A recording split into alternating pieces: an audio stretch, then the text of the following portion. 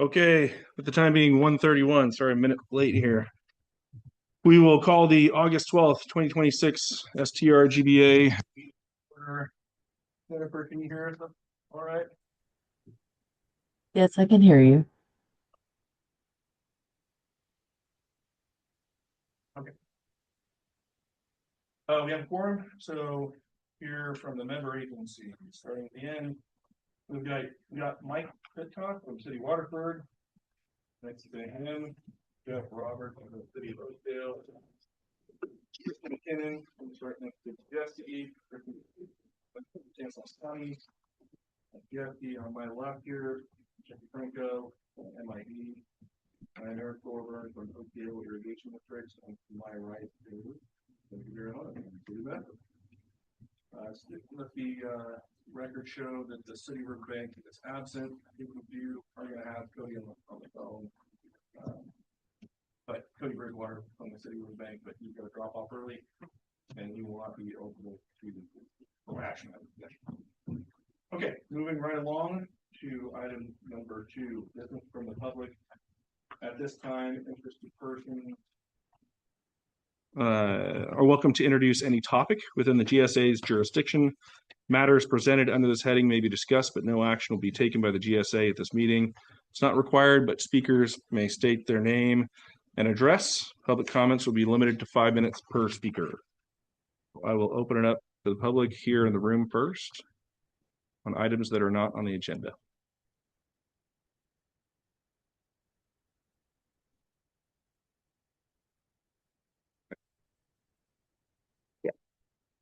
Good afternoon, board. Wrangler Wheeler, farmer, West Pedestrian area, MID, and non-district West. I just want to verify. Up until recently, the board has been utilizing counsel. I'm assuming from OID and MID for most matters, and I would like to encourage the board to consider retaining their own legal counsel for upcoming challenges, issues, things that this board's probably going to be facing as things starting to tighten up, and this board starts to move along with management actions and other things. I think it would be fair to both MID and OID if this board considered retaining their own counsel. I think it's unfair to currently use resources from only 2 out of 7 members, and I think that the cost should be split equally. So I'd like to really encourage you guys to at least look into that. There's a lot of really great water litigators and water attorneys that specialize in this exact kind of action. I really want to encourage the board to start considering retaining legal counsel, and that will help a lot with not only managing outside threats, issues, challenges, but also internally between member agencies, especially since there's been seems to be kind of a lack of communication recently and different actions taking place amongst the different agencies. I really think that you guys' own legal counsel that represents the board and the interest of the group would be a really good thing to look into and consider. So I really want to encourage that thought process and just to maybe consider adding that on to potential options moving forward. And everything else I got, I look forward to Stanislaus County's presentation today, and then I will come back up for everything else I got. Thanks, guys. Thank you. Hi, my name is Carolyn Newman. I'm with the Stanislaus County Taxpayer Association. I'm just going to second that with the attorney thing. My recent experience seeing StanCog, which is similar, it's a bunch of jurisdictions coming together in a JPA to organize and cooperate. They have their own independent counsel. I've seen where that's been really valuable, and that's actually helped keep the peace in a lot of situations that could otherwise get complicated or tense. Especially because attorneys have their own way of working and cooperating with one another. So I think that's a great thing that you guys should consider, especially with the implementation of the groundwater retention plans and things like that. Thank you.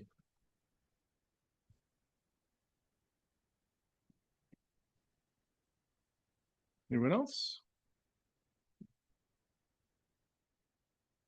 Okay. Nobody in the room. Seeing no hands raised on the phone. We'll move on to item number 3. This is potential approval of the July 8th, 2026 STRGBA GSA meeting minutes.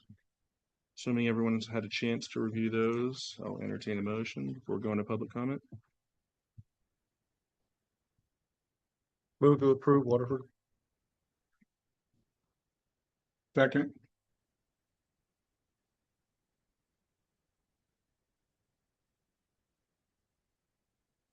Were you at the last meeting, Jeff? No, Okay. but I read them. Okay. But you weren't here. You probably should abstain. Okay, And then- abstain. Yep. Can I get a second? Okay, thanks.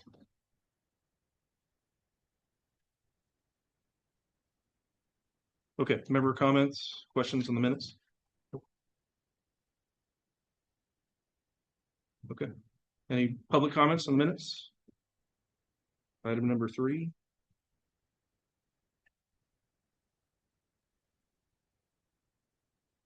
Okay. See no hands raised on the phone and no one in the room. I'll move to a vote. All those in favor signify by saying aye. Aye. Any opposed? Okay, and Robert's abstained. Thank you.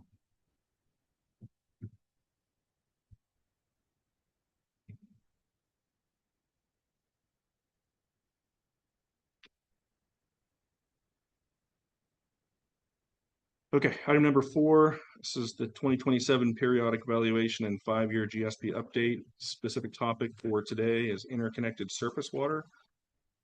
Water and Current and Todd Groundwater are going to help us out with this presentation. I believe Dominic is going to lead this one.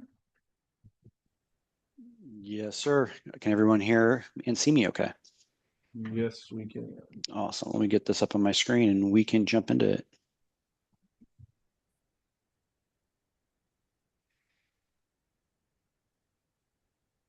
All right, please let me know when it pops up. Yep, we can see it. Awesome.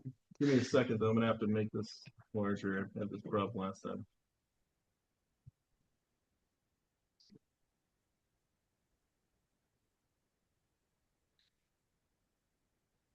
All right, go ahead, Dominic.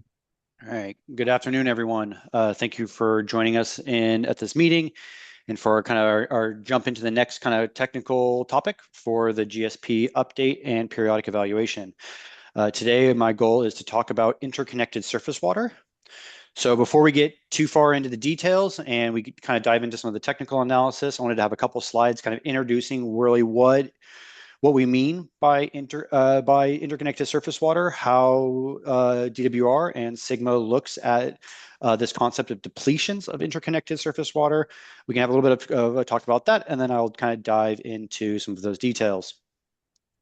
So first off, what do we mean by depletions of interconnected surface water? And so Sigma defines depletions of ISWs, interconnected surface water, and you're going to hear me kind of paraphrase it a couple times. Basically, what that means is that surface water depletions are often caused by dynamics between the surface and the groundwater system. And so Sigma, it wants to make sure that we are protective of these interconnected systems to make sure that any productions, operation, effectively, how does our land surface and our aquifer system, how do they interact with the stream surface system, and we make sure that we do not have any adverse impacts on the beneficial uses of the stream system. And so interconnected surface water are one of the 6 sustainability indicators as dictated by Sigma. And so effectively what that means for us is that we as a GSA must be able to address and prevent undesirable results as they would relate to these depletions. And so as I said a second ago, really the goal of this is to make sure that we do not have any adverse impacts on beneficial uses. And so some of those beneficial uses as defined by Sigma is 3 main items here. First is going to be the combination of groundwater dependent ecosystems and then fish and wildlife habitat. And finally, we need to make sure that we do not have any adverse impacts on senior surface water rights holders. And so the combination of those 3 are our goal. And so one of the things you'll notice today is that we'll be looking at kind of a variety of them, but the culmination of looking at all 3, you'll see there's going to be a combination of some localized impacts as well as more regional impacts as well. And then for anybody's reference, I have also included right here the regulatory basis. And so these rules and our goals today are really kind of codified in the water code and in our GSP regulations. And so if anyone's interested, those references are available. So the next question we have to have is, or the conversation we need to have is to make sure that we understand the difference between what is surface water depletions and stream aquifer interaction, right? Because in the past, we've often had the conversation of, well, what is the stream aquifer interaction, right? How much flow either goes to or from the groundwater system and the stream system, right? And it is to be said that the net stream aquifer interaction is different. It's not a surface water depletion. So depletions are that interaction independent of hydrology. And so what do we mean by that? And is that effectively we know that there's a natural response to our system. In wet years, we expect our streams to have a high stage. There's a lot of flow in the river system, and there's going to be a natural flow to the groundwater system. And then depending on where you're located, that can also be going naturally in the other direction, right? Often we have a natural flow from the groundwater system to the stream system when it comes to the central of the valley or along the San Joaquin River, and then there's a lot of the mixed dynamics in between. And so, what do we mean by depletions? So depletions are specifically the difference between what that stream aquifer interaction would look like, either with or without pumping, right? So you can have a net positive or a net stream aquifer interaction, but depletions are the difference between that. And so that's kind of what this figure here on the right-hand side just shows us. It's kind of a theoretical, we understand that there's going to be variances in hydrology, there's going to be variances in general natural dynamics. And so, if we were to have kind of two scenarios, one with, one without any operations and groundwater production, that difference between the two of them is our depletions value. And so that's what we're really talking about today.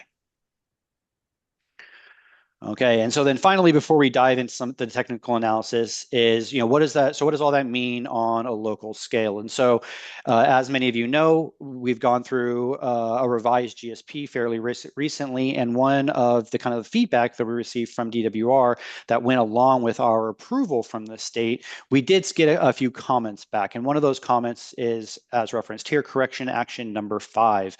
And the idea behind that is that DWR wants to make sure that our updated GSP can improve its characterization of interconnected surface water, and in order to set a defensible SMCs, or sustainable management criteria, right? So basically, what that means is we need to do an analysis that can quantify what those depletions look like. And then B, we need to make sure that we establish thresholds on for our SMCs to make sure that we are protective of any future depletions, right? We don't want to make the stream dynamics and the stream depletions worse as we move forward. And so we need to make sure we understand how that works and then be protective of that dynamic. Okay, so diving into those kind of two main efforts that I've outlined here. The first one is to kind of characterize stream depletions. And so, kind of as I said a few moments ago, the idea behind stream depletions is that they are the difference independent of hydrology and natural conditions. Is we need to understand the difference between what would the stream aquifer interaction look like with or without pumping. And so that's exactly what we're doing. We're utilizing the model that we have available to us to be able to quantify and characterize what do those depletions look like if there were no pumping, and what does that do to our stream system? So what we've done in this case is we've developed two different scenarios. On one hand, we're looking kind of at what we call a baseline. In this case, this is a baseline no pumping scenario, right? So effectively, what happens if we just turn off all the groundwater production in the basin, and effectively we simply didn't meet the demand within the basin.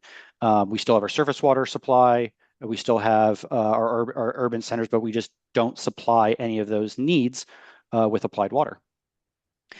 And then the first step that we do, and there's going to be a couple scenarios, but the first scenario, what we want to do is we want to take a look at it. What does a single year of pumping look like, right? If we develop kind of a pulse, what is the response to that groundwater production? And the idea behind this is that we need to develop what is called a time response curve to be able to understand, well, what does that depletion look like over time, right? So we look at an independent pumping event, we can see what does that occur, and then once we have that and good understanding of that reaction from the system, we can then look at the cumulative impacts.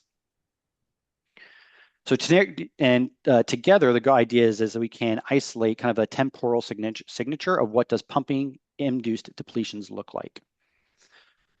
So what does that look like? So we faced first, as I said, we made 2 scenario runs and we compared the two. And so the first goal is to take a look at, if we were to look at our under historical conditions, right? This is the scenarios that we have the most certainty on. We know what historical conditions and land use and water supplies, that we understand our subsurface flows, interbasin dynamics.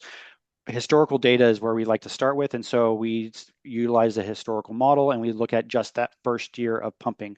How does the system respond? Specifically, we want to make sure that we look at how does it respond to stream aquifer interaction and how does it respond to subsurface flow, right? Because when we look at some of the groundwater system, right, a lot of you that have been participating continuously with us, right, we know that we often look at the ground surface operations first, right? We look at our operational water budgets, and then the net impact of that, which in this case is pumping.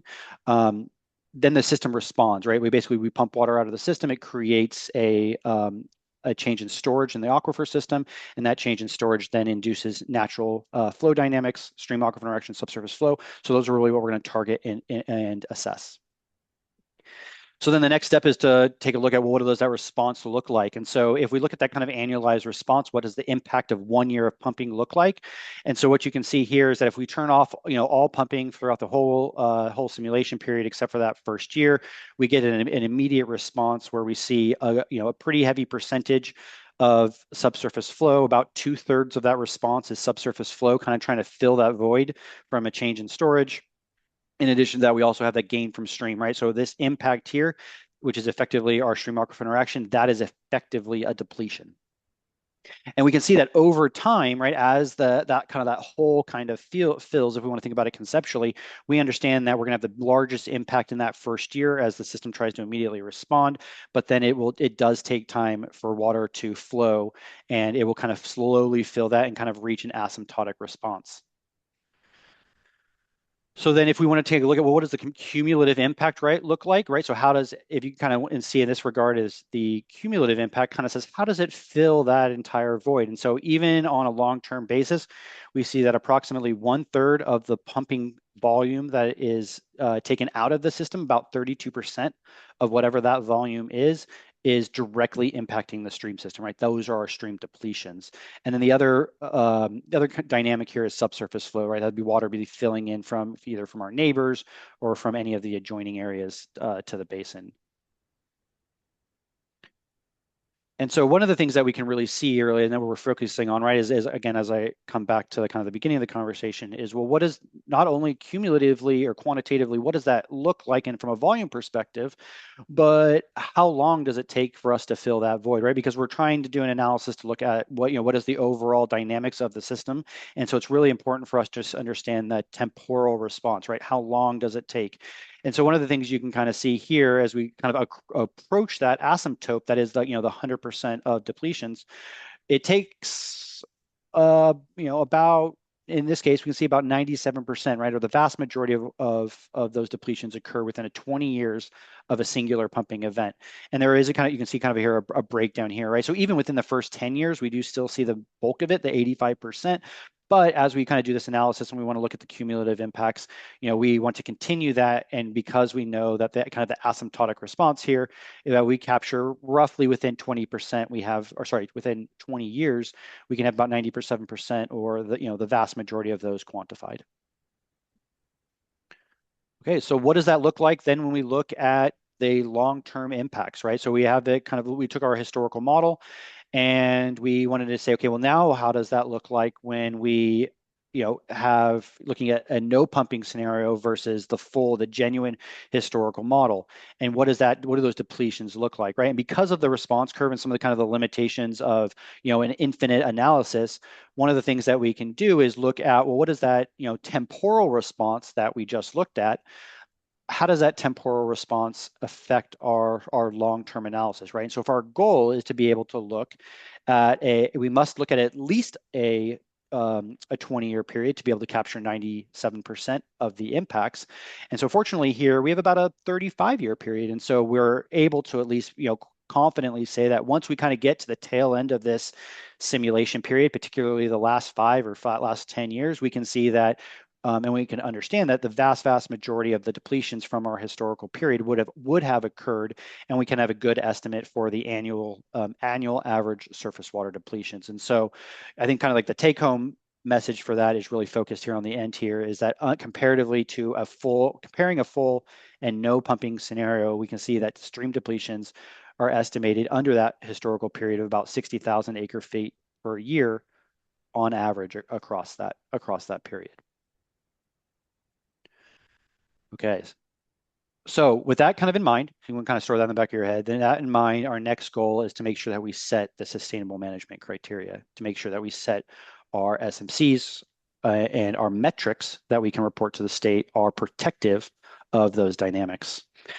So again, just as a little bit of a background before we dive into some of the technical analysis, as I kind of alluded to earlier, right, is we have the combination, the depletions of interconnected surface water that have a significant and unreasonable adverse impacts on beneficial uses of surface water. That is what we need to be protective of, as identified in the water code. And so with that in mind, we've talked about what interconnected surface water depletions are. We need to make sure we do not make sure those conditions we do not worsen those conditions, right? Because one of the things that STRGBA outlines is that we are not required to mitigate or to either completely mitigate or remove any dynamics that existed before January 1st, 2015, right? So that's part of the previous analysis that we just said, is that, hey, we know that historically there was about 60,000 acre feet of surface water depletions. We are not, as a GSA, responsible to the state for making that number 0. We just don't want to make that number worse. We need to be protective of the existing conditions. And so in order to make sure that we are protective of those conditions, we need to be able to set minimum thresholds. And so similar to the aquifer system, we need to be able to make sure that we set, to utilize that volume of depletions, we need to be able to set a metric, and we need to make sure that we do not make that number larger, and we need to have a measurable dynamic to make sure that we do not increase those depletions. So how do we do that? So effectively, both for the original GSP and what you'll see in a moment, what we're going to recommend moving forward as part of the 5-year update is to continue to use groundwater levels as a proxy. And so effectively what that means is that right now we currently have a interconnected surface water monitoring system. We have several wells throughout the subbasin that are representative of the stream aquifer dynamics. And so our goal is to make sure that we can set a minimum threshold across all of those wells that are protective of the existing conditions, now, especially once we can show that it is a reasonable proxy. And so that's going to be really our goal over the next couple steps, is to show that the ISW monitoring network that we have is a reasonable proxy, and that we can continue to use it once we set a minimum threshold. Okay, so why do we want to use groundwater levels as a proxy? And first and foremost, it is not possible to directly measure stream depletions. And obviously, as we've been doing over the past several years now, groundwater levels can be measured. And so even if stream depletions cannot be measured directly, we also acknowledge that we could do a very detailed quantitative analysis to look through all the accretions or depletions into the system, right? Not just the stream aquifer interaction, but we could look at the stream system and set, several, stream stages throughout the river system. We could measure all flows, all diversions from every, diverter, riparian user. We can and also look at every, inflow to the system to really heavily understand the dynamics within the system and create an estimate.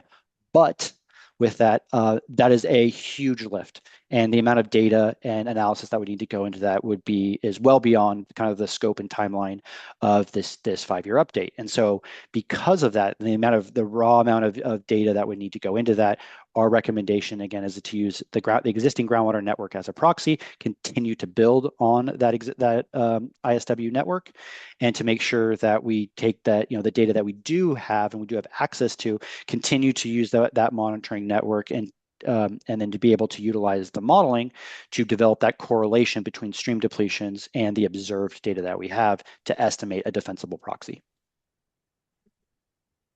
Okay, so our next step is to really, how do we justify the proxy? And so what our goal for this is, we made a series of, you can see here, 5 model runs. And the goal, as I've kind of alluded to in the previous, is we need to be able to, in order to understand depletions, we need to understand, how does pumping affect the groundwater system? And then how does groundwater system affect the stream system?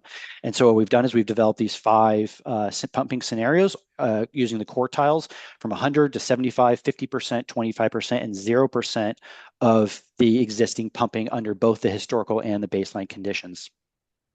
By utilizing all of these scenarios together, we can build kind of a relationship curve between groundwater levels at our monitoring network and the stream depletions that we have in a similar process as we showed you in the previous slide. But by doing this, by building across these 5 different model or 5 different scenarios, leveraging the model, not only can we look at things like the temporal impact across both the historical and the baseline conditions, we can look at each of the different rivers or the region as a whole, and we can also look at things like understanding the hydraulic impact of different water year types, right? Does depletions in wet years versus dry or critical, do those differ, and how do those differ?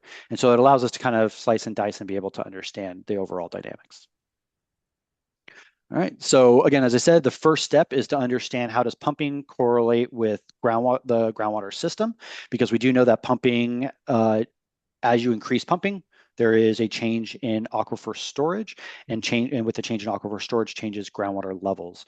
And so with that, what we did is we kind of developed a kind of a correlation here. You can kind of see on the right-hand side that as you would expect, as pumping increases, the average groundwater level across both the ISW wells and across the subbasin declines. And so you can see here effectively that 100% of pumping, kind of this is our historical conditions or our baseline conditions. And then as you reduce pumping, you would naturally see groundwater levels increase.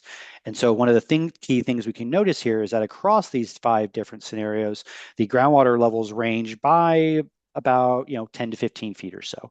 And so what that allows us to do is to develop that correlation, right? That's why we can use our groundwater levels as a proxy, is because we understand that as these groundwater levels increase or decrease, the natural stream dynamics, they interact with the groundwater system, and that will be able to kind of have a mirrored response or a correlative response between the two. Okay, so similar to similar to the previous section or the analysis, and tying that into kind of the current setting of SMCs, is one of the things that we know is that, again, we're looking at that kind of where does that asymptotic response to groundwater pumping, where does that effectively reach a steady state period by the end of our simulation period. And similar to that previous analysis, we said roughly in the last 5 to 10 years, we're pretty close to reaching an asymptote. It may not be perfect, but we get about 97% of the impacts. And so what we can kind of see here as we look at the long-term historical conditions is that, similar to total stream aquifer flow, right? One of the things we said earlier is that there's that natural stream aquifer interaction. Depletions are the gap, right? And so that's really what you're seeing here is the gap between this no pumping and pumping is what we're classifying as depletions. And so if we look at what does that gap look like across each of those different scenarios, and that's what you can see here. We see everything ranging from no depletions and all the way up to again, as I said earlier, about 60,000 acre feet under the historical conditions. And so but with that said, we also wanted to make sure that we acknowledge a couple of things. So one, we are approaching that asymptote. We are about 97% of the total theoretical response period, but we are very fortunate in that we have a 50+ year baseline. And we want to make sure that those trends continue. And so one of the things that we did is we applied the same analysis, those same 5 scenarios, and we threw them into the baseline as well to make sure that we are truly reaching those kind of asymptotic conditions, that the long-term conditions across the wide range of hydrologic variability over that 50-year period, that we are reaching a kind of a steady state, right? And that we're confident with that value that we have. So with that said, is we can see that regardless of the long-term hydrology, that if operations are consistent once we get to that steady state period, that we're fairly consistent. You can still see that there's going to be variability due to the hydrology, but that's why we look at these kind of long-term averages and no single specific year. The other thing you may notice is that right, kind of especially right up here on the top, you'll notice that, hey, wait a second, I thought you said that number was 60,000.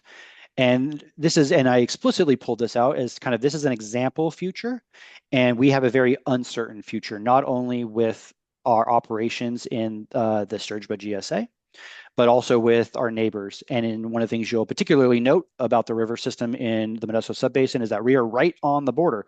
The San Joaquin, Stanislaus, and Tuolumne rivers are on the border, and those are shared rivers. And so, whether you're talking about the Stanislaus being between the eastern San Joaquin and the Modesto, similarly Tuolumne being shared with the Turlock Subbasin, is one of the things that we know is that while we do have a decent amount of control in what occurs within the Modesto Subbasin, there is a lot of uncertainty with what our neighbors do. What does our neighbors set as their minimum thresholds or measurable objectives, and how do they achieve those objectives? There is a lot of uncertainty. So what I did is I explicitly kind of pulled this more kind of worst case scenario simulation that we did, where we looked at, well, what happens if our neighbors set their minimum thresholds or their measurable objectives lower than ours? And so naturally, as you would see with that, is that if our neighbors who share the river boundaries with us, if one of our neighbors reduces their groundwater levels, then naturally there would be more depletions. And so we certainly understand that there is a range. And so in this case here, based on our kind of base analysis, we know anywhere where we utilize the historical conditions, because again, we know those boundary conditions, right? It's historical data. We understand that there's going to be uncertainty. So this is kind of more of a worst case scenario where we average about 65,000 acre feet if our neighbors have particularly low water levels. On the other hand, I've also run other scenarios where if our neighbors are up at their measurable objectives, what does that look like? And then in case it drops to about 55,000. But overall, we're in a pretty tight response, right? They all flow around that 60,000 acre foot mark, plus or minus a few thousand acre feet. And so it was good to see that we understand and can quantify the uncertainty. It is certainly going to be important moving forward for us to continue to collaborate and to coordinate with our neighbors to make sure that we understand and can be protective of our shared stream system, but that we are able to kind of quantify the uncertainty and set bounds for what we feel as is acceptable within the basin. Okay, so now that we have our 5 scenarios, we've developed our correlation between groundwater levels and stream depletions and pumping. Our next step is to make sure that we can set minimum thresholds across the subbasin. And so one of the things we can kind of notice here is that what we've done is effectively created this relationship here. Our goal is to correlate groundwater levels with stream depletions.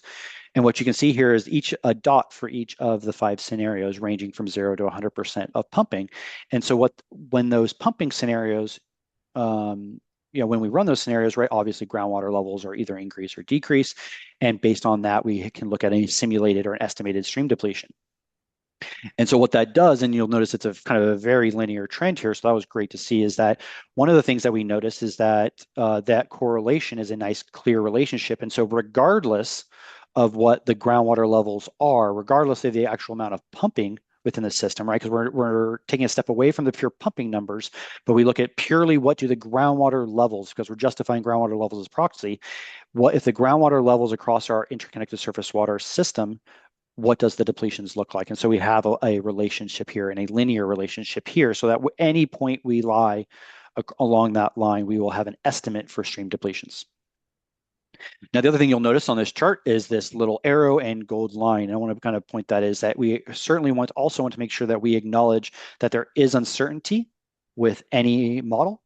And so what we've done is we've done a slight adjustment of kind of looking at modeled data versus observed data, and we've kind of drawn kind of a correlation factor to kind of shift or adjust this curve to be able to account for that model uncertainty. And so what we can see here across this range is a variety of things, but first and foremost, we say if we're targeting that to no more than that 60,000 acre feet of depletions, that we should be able to achieve that so long as the average groundwater level across our ISW wells is higher than about 53 or 54 feet. So with that in mind, right, combining those two analyses together. So first and foremost, as I said, the 60,000 acre feet, that's our target. That is what we are responsible for under STRGBA, right? We do not have to correct, but we cannot make things worse than they were January 1st of 2015. And that we know that based on that analysis that we see about 97% of depletions within the first 20 years, and especially as we kind of track it not only in our 35-year historical period, but also within the following 50-year baseline. And so this is our estimate of the basin's long-term depletions and what we feel that we are responsible for. And then beyond that, the goal is to set our protective thresholds, right? And so, you'll notice 57 feet here this is what we have currently set as our groundwater level threshold for our ISW SMCs, right? This is what we currently are. This is what have been within the GSP for the past 5 years, was at 57 feet. And what we've were able to prove by utilizing this and some of the modeling tools that we have is that 57 feet is protective. As long as we get kind of our groundwater levels across that ISW network average about 57 feet, we are protective of the stream system of that 60,000 acre foot target. And so the culmination of these two allow us to say not only are we characterize the depletions that we have within the basin, but also making sure that we set a protective SMC, validate the use of groundwater levels as a proxy, and making sure we manage to those conditions. So then to, kind of tie up the whole thing in a bow for you. In general, what we have is a recommendation to the GSA. And so overall, we kind of have these kind of 4 main points here. So first and foremost is to adopt that 60,000 acre feet, 60,000 acre feet per year as our average historical depletion estimate.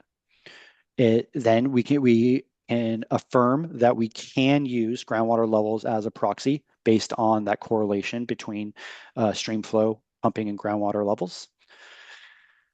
If we are able to set or continue to use the existing minimum thresholds across the ISW network, that we should be protective of that 60,000 acre feet target, and that we continue to look at our monitoring network to assess the conditions, to evaluate if the need for potentially any localized conditions, right? Because again, that 57 feet is a target across the entire ISW monitoring network. There may be other dynamics that we will want to look at, but we will have to continue to monitor those systems to see if anything arises that we need to bring to the attention of the GSA. And so that's our overall set of recommendations. But we're also looking for feedback here from the GSA. And then our goal is to kind of, after we have that conversation, to be able to draft this language for the GSP, the periodic evaluation, and the GSP amendment. And then even once we get past that, we need to acknowledge that our job is not done. And as I said earlier, it is going to be imperative that we continue to collaborate and coordinate with our neighboring subbasins to make sure that we are protective of this shared resource. All right. Thank you very much. Are there any questions? Thanks, Dominic. Question. Dominic, what are our ISW water levels looking like currently? Right now, we are well above our MTs on average across the ISW monitoring network. I don't have the exact number in front of me. I don't know if Liz, if you know off the top of your head, but we're a few feet above that 57 threshold. Thanks. Yeah. Hi, Christy. This is Liz. I would need to look into that, but I could certainly send you the most recent results from our spring 2026 monitoring if you'd like. Yes, please. Thank you. Yeah, no problem. Any other questions from the member agencies on the presentation? What? Dominic, this is Mike from City Waterford. I sat through a very similar presentation yesterday in the Turlock Basin. Mm-hmm. And I just wanted to make you aware that this was a much clearer presentation and fully understood exactly where you're going with it. And so I wanted to say thank you for the presentation. It was well done. Thank you. I'm glad it was helpful. Anyone else from the member agencies? No? Okay, we'll open it up to the public.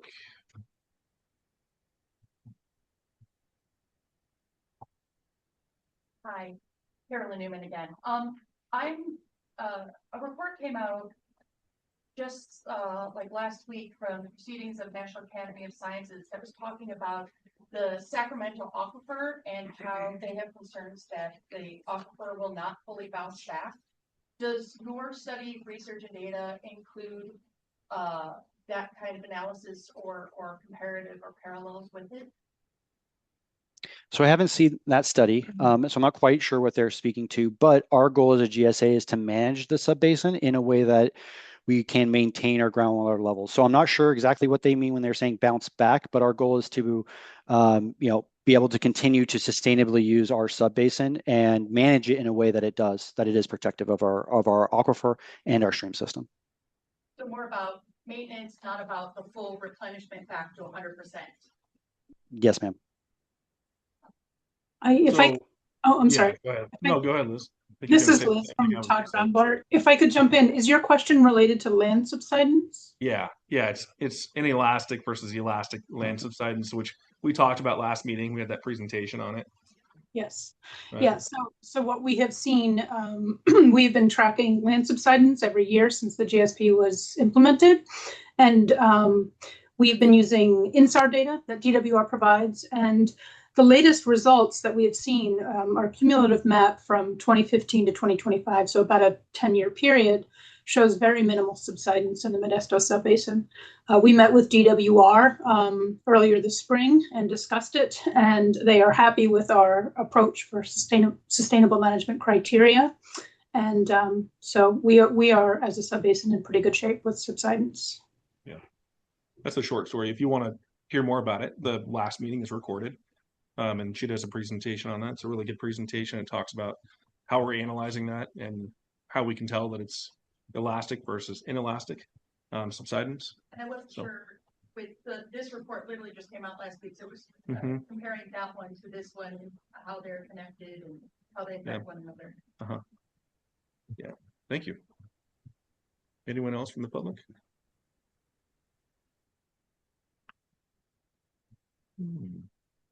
Oddly quiet. Well, that means you did a good job, Dominic. Thank you very much. Thank you.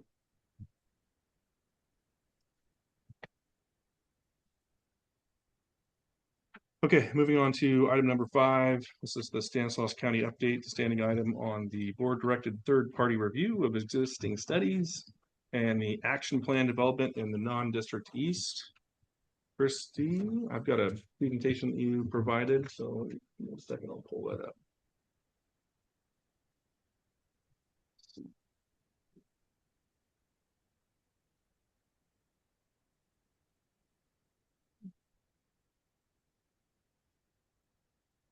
Oh, they can't see it that way. Okay.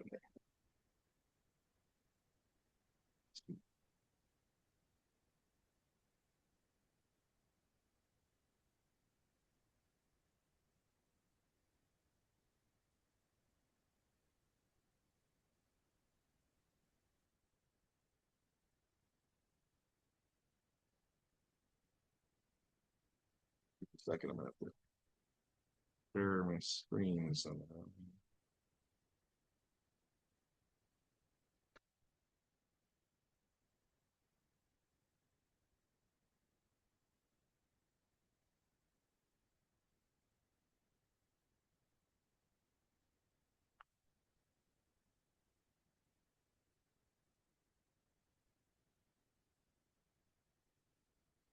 Monitor.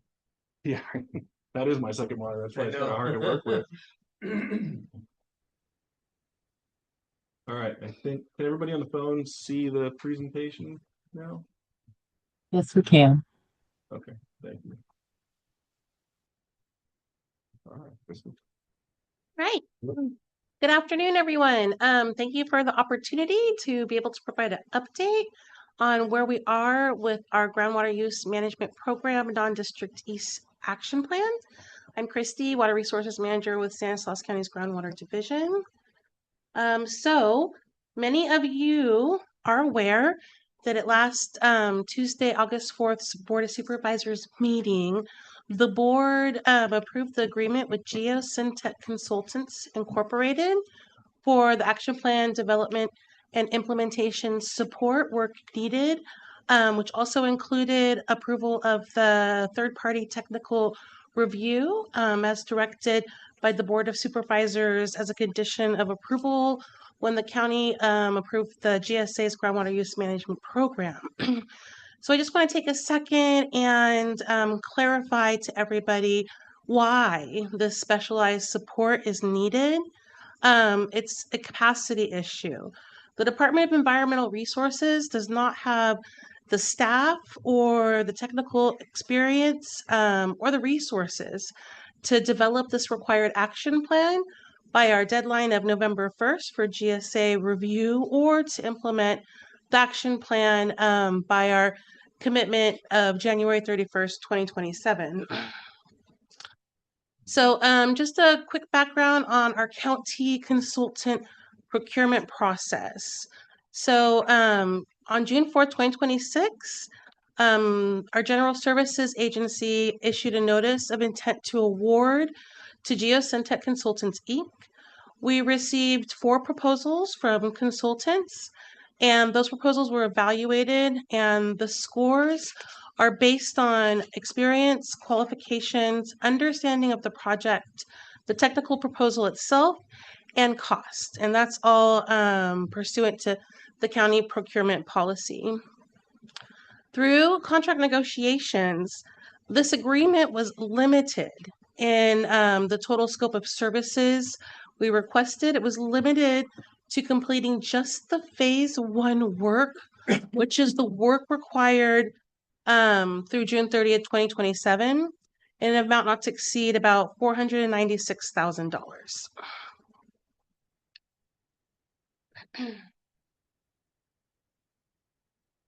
So this is a team of consultants.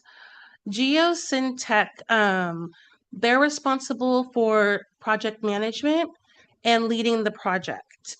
They'll take the lead on the development of the action plan and providing public outreach support. Formation Environmental is also on board. They will be focusing on the third-party groundwater use management program and EKI technical study review. I also want to take a minute to let you know that Mike Tietza is on board as the senior strategic advisor of this project, in addition to completing the third-party review, but also for development of the action plan and helping to advise the work from ESA, which will be taking the lead on building our groundwater accounting platform. So for those of you who aren't familiar with the groundwater accounting platform, what it is, it's a computer program that's public facing. Your confidential information will not be reviewed with anybody, but it's a management tool for both landowners and the county to manage groundwater extractions and meet demand reduction targets. It's like a bank account.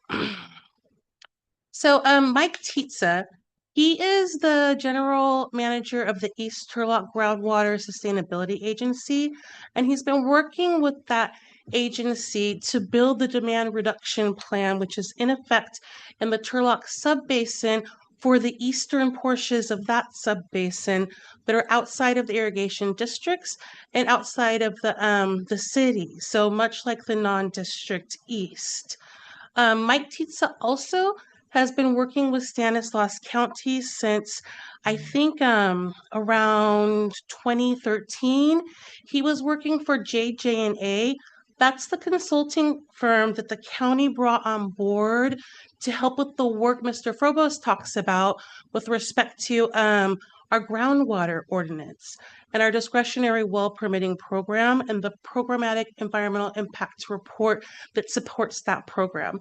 So he's been a partner with our county groundwater management programs since the beginning, and we're very, very excited to have the opportunity to have him help lead these efforts.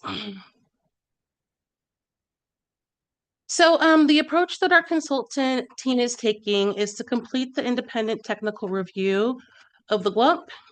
And that's because we feel that it's very important to improve transparency and understanding across all of our management areas for all beneficial users of groundwater in order to build public trust. Without having public trust, it's going to be very, very hard to get landowners to cooperate and meet our demand reduction targets. We have a stakeholder work group. We have about 10 participants. A few of you are in the room. Thank you very much for your participation. And we've had a couple meetings. These ad hoc work group meetings will be at least once a month or as necessary to get the work done so we can have that final draft action plan ready for GSA review in November. This proposal is a phased approach, and we are starting with the first phase, and that's going to focus on building the foundational rules to deliver a functional groundwater accounting platform for use by landowners by January 2027. This first phase will create a framework for program expansion and adaptability as data and conditions evolved. This is just the beginning. There will be additional work that will be needed. We will be working to identify funding mechanisms. Those could include Proposition 218 compliant processes, Prop 26 service fees, groundwater extraction fees, agency funding, public, state, and federal grant funding.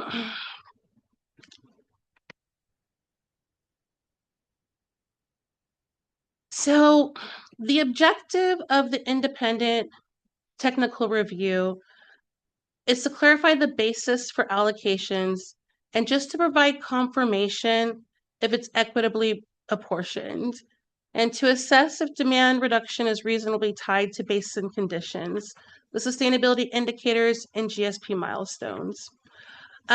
These objectives will help reduce and explain any uncertainty to stakeholders to build that trust. We'll be planning some stakeholder meetings to go over the process and the results from this technical review. The meetings, we will have them with the county, the GSA, stakeholders, and consultants. Okay, so this is what our schedule is looking like. It's in your packet, and we're looking to accomplish the third-party review by October. We're looking to have that action plan drafted for between August and January 2027. We know that we need to bring it to the GSA, but we want to do that early, so that's why we picked that November 1st deadline in case we need time to incorporate stakeholder feedback into our final action plan, and we intend to bring that to the GSA meetings, kind of like how we did when we did the workshops for the groundwater use management program, but obviously we don't have the time to do as much outreach at the GSA level as we did when we built those programs in the domestic well mitigation program. So January 2027, we're looking to have our Board of Supervisors adopt our final action plan so it's ready for implementation by the end of January. And we are looking to be ready to launch the groundwater accounting platform in February 2027. We'll be setting 2 groundwater accounting platform landowner workshops, one tentatively in March 2027 to answer initial questions, and then another one later in the year as the landowners are able to use the process and wrap up any final questions.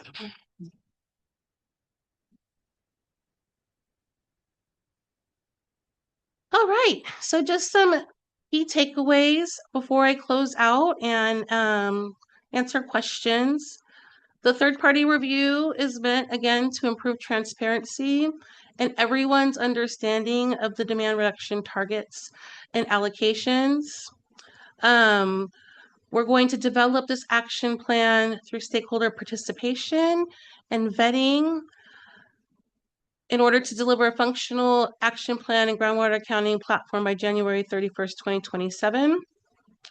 The Phase 1 groundwater accounting platform will provide landowners better understandings of allocations, groundwater accounting, and management options before enforcement actions.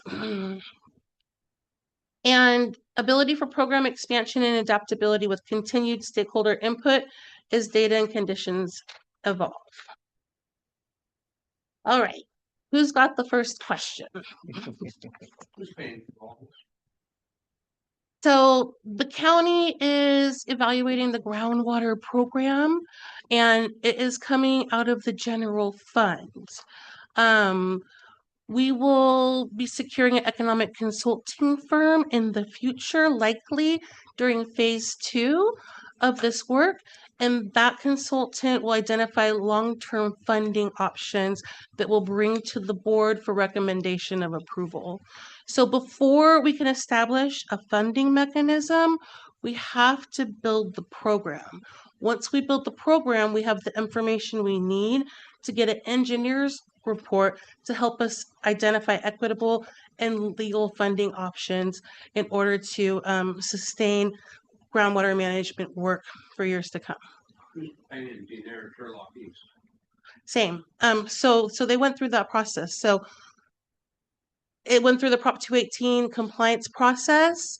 They did I think they did 3. They did the initial one to set up the administration and GSP development. They had to do a second one because the beginning work wasn't enough to cover the cost as the programs began to evolve. And then recently, and all of this information is on the East Turlock GSA website. And I put some also on our groundwater division website. The most recent one was a groundwater extraction fee, and that was also through the Prop 218 compliance process. And those fees are meant to fund the demand management, demand reduction program, and the projects that benefit the eastern portion of the subbasin landowners. So, I mean, there's different ways to do it. We're going to look at those options, and then our consultant will work with staff. We haven't brought that consultant on board yet, but to identify some good funding options and then a recommendation for which one would be best based on our local conditions. So that's the goal. The goal is to identify a long-term funding option as soon as we can. Okay, we're gonna go back to the member agencies here. Do the member agencies have any comments? No questions. The only comment I'll say is I've been sitting on the TAC for the West Turlock, and we hold joint meetings with the East Turlock, and it appears, again, I'm no expert in this area, but it appears the program they put together in cooperation with all the landowners in the East Turlock area have put together a plan that everyone feels the pain, but everyone accepts. And so it seems to be moving forward, and it looked like a potential good idea as far as, you know, something to follow when you go forward and do your plan in the future. So, but it seems like it's a plan that's working. They're a little bit farther ahead, but I think that's something that we definitely should look at. So. I had 2 questions, Chrissy. So of the 496,000, how much is committed to the technical review of the groundwater use management program? About 122,000. 122,000. Mm-hmm. Thank you. And then second question, and it shows in your schedule that is scheduled to be concurrent with all the other efforts. So at this point, there's no anticipation that this would impact the overall schedule, right? Of implementation of the action plan. The concern that I have is that our regular STRGBA meeting is on Veterans Day. So we'll just have to work to find a date in order to bring the action plan to the STRGBA GSA for initial review. But the technical review of the groundwater use, it's not intended to delay. Okay, I think that's our. No, not at all. It's really intended to verify information, to look at the information, to make sure it's accurate, to work with our stakeholders. So any unresolved uncertainty is clarified as we move forward, building this action plan in a transparent process so we can build public trust and implement our action plan and then meet our sustainability goals. So this is like following the work that was done in the East Turlock GSA. We recognize that we want stakeholder input. Maybe it's not going to be exactly the same. Maybe it'll be very, very similar. But that those programs are working in East Turlock, and we are meeting our demand reduction targets.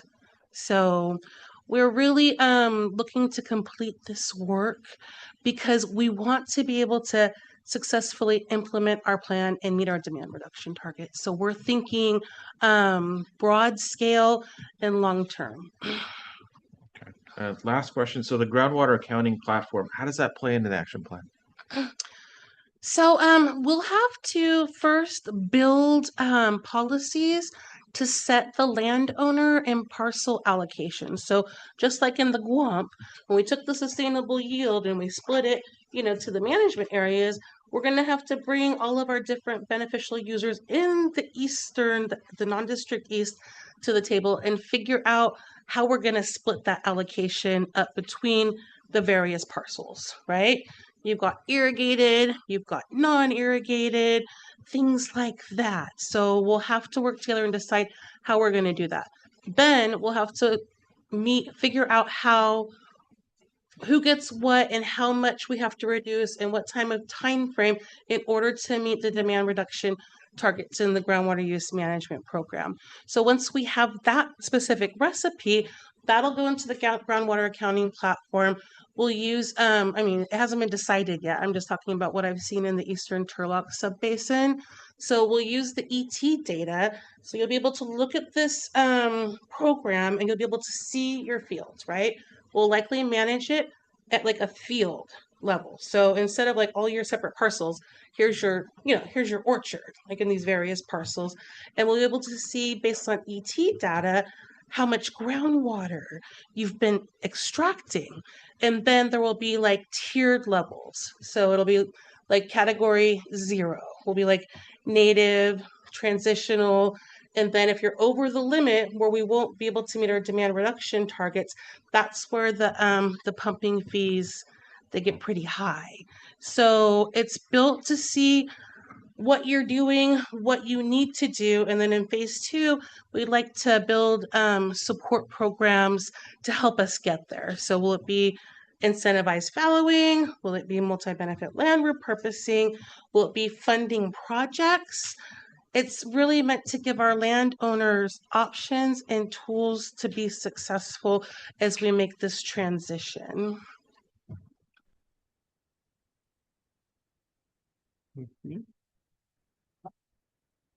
As part of any of this work, are you guys evaluating potentially, I guess you mentioned projects, pursuing any grants?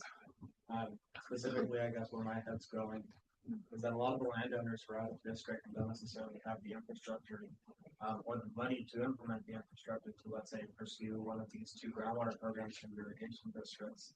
Do you think if there was a possibility to put together a comprehensive grant application with our grant dollars and fund the implementation of the infrastructure, it would be easier, at least based on past comments that I've heard here at the meetings, for some of them to feel better about the price of the water, they can find a way to finance that infrastructure. So I don't know if that's one of the part of the evaluation. Well, I've got 2 answers to that. So the first one is when we sent our proposals out, or request for proposals out, we asked for everything that we would need to get the work done. So part of that was for support on advancing projects and strategizing ways to move them forward. So the proposals came in, and when we saw the cost of this work, which is very, very expensive because it's very specialized and there's a lot of work to do, we had to scale the proposal back into 2 phases. So the first phase is that work that we have to do now. Like find the allocation, set up the portal, do the outreach, adopt the plan. That's going to be what we're focusing on accomplishing in the short amount of time through the end of the year and then through the end of the fiscal year. The second phase, we would still have to ask our board for approval because the cost it's comparative to the cost for this first phase is to focus on building those supplemental programs that will help us meet our targets and moving those projects forward. So realizing that the Prop 4 opportunity is going to come up early in this next year, we would like to get the money. We would like to partner with our partner agencies to see how we can put in an application to start funding some of this work to advance our priority projects in the GSP forward. In addition to, so the Prop 4 funding, there's different pots. You know, there's the STRGBA pot, there's the watershed resilience pot. I don't see why we couldn't go after those two pots to make our pot bigger to build more of our priority projects, notably the long-term replenishment program. And also, since the pots are different, we're not competing. So I also would like to, and I'll work with, our consultant team in-house and also Geosyntech to see how maybe we could submit an application to get some funding for multi-benefit land repurposing. Because there's $200 million available from the Department of Conservation. So that will help plan to get us started with this work and in giving us a little bit of a help to meet our demand reduction targets. We have the multi-benefit land repurposing program in the Turlock, in the East Turlock GSA. You guys won 13 million. They were awarded 9 million when they set up their multi-benefit land repurposing program. And that money goes fast. It was enough to get it started. There's some pilot projects that have been approved by the board that are moving forward, and opportunities in this upcoming grant solicitation for existing awardees and new projects to advance the multi-benefit land repurposing work. So we would like to do that too. Then that money is not going to go forever.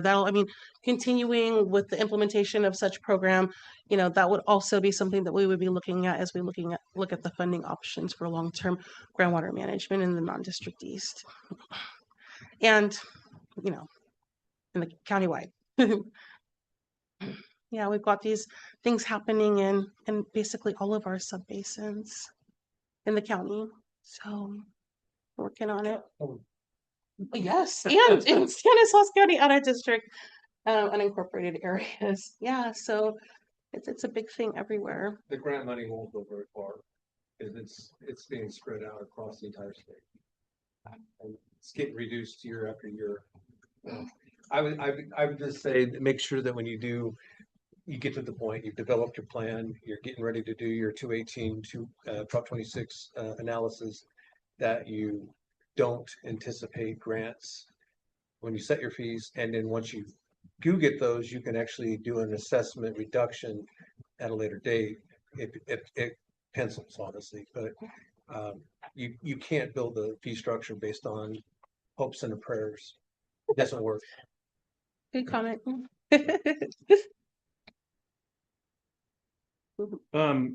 Yeah, I'll say that I'm encouraged by the schedule. I like the basic framework, like getting that framework together before you start building on to, phase 2 and expanding upon that program and adapting it and figuring out what all else you want to entertain. The more things you entertain, the more costly it becomes. So the more imperative it will become to have some kind of fee structure in place before you start that phase 2. And Titsa has a lot of experience in this basin. He has a lot of experience in the East Turlock, which is basically going through the same thing. I'm really encouraged by that. I like to have multiple consultants doing this. So even though you guys have decided to review the GLUMP and the model, you are able to do that with multiple consultants handling different tasks. So I like that too. I also really like the fact that you're starting right off the bat with getting the accounting program done in parallel too. So I like this a lot. Thanks. It's encouraging. So thank you for that. And we hopefully you'll keep us updated, and we'll just keep this standing item and on the agenda, and we'll have updates at the GSA level as we proceed. So, Sounds good. yeah. Okay, we'll open it up for public comment here. Additional public comment.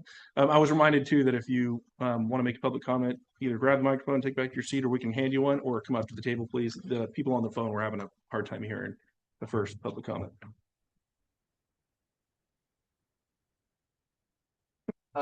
Franklin Wheeler, farmer West Modesto again.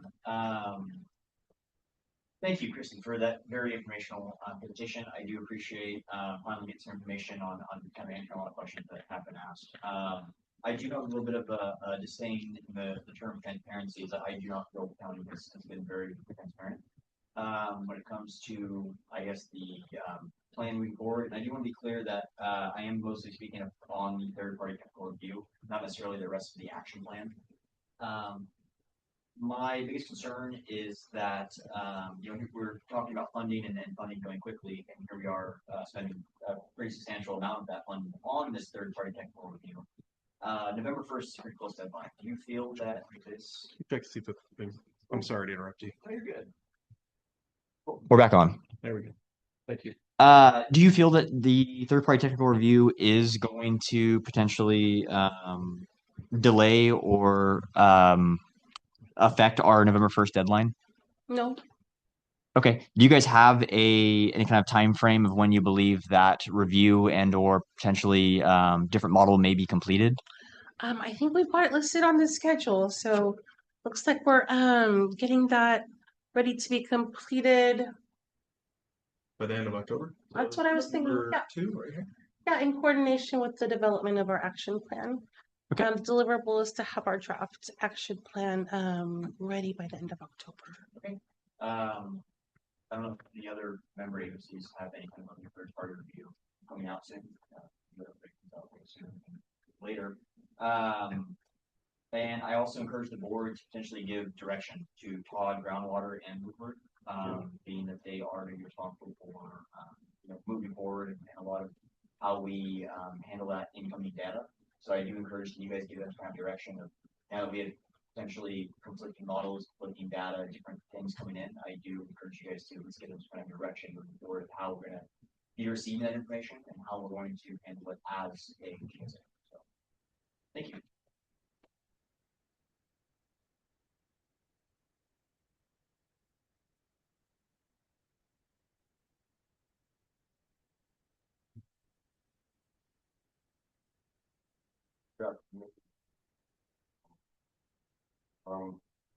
Transparent.